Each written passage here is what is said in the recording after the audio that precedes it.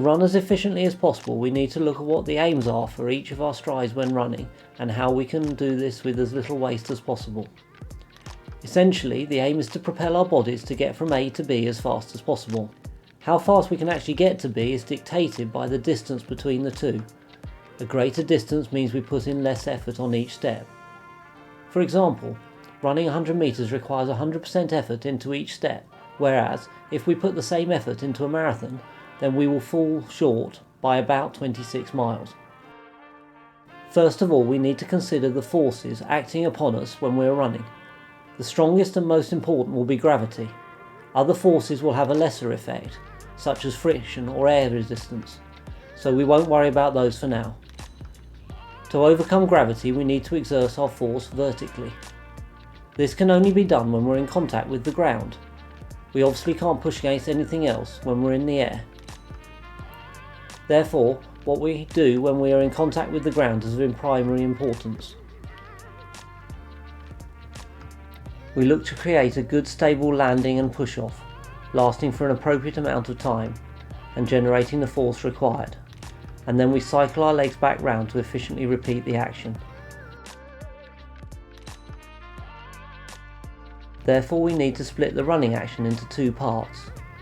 Firstly, the stance phase, when we're in contact with the ground, and secondly, the recovery phase, when we are getting our leg prepared for the next ground contact.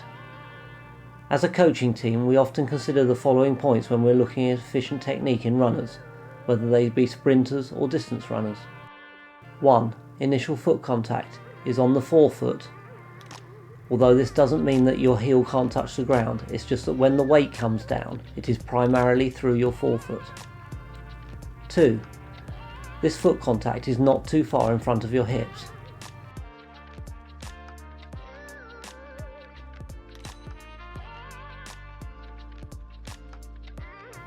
3. There isn't excessive lateral movement in the upper body, and that the upper body isn't leaning forwards or backwards, except that a very slight forward lean is okay.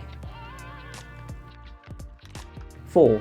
The recovery of the back leg isn't too delayed, which means we want to avoid trailing the rear leg up behind us and the sole of the shoe pointing up towards the sky.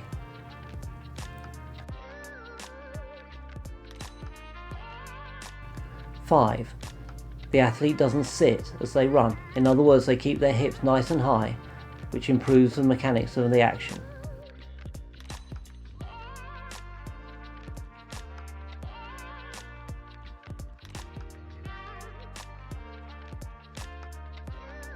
We'll look at all these elements and much more in the future videos, so please watch out for these.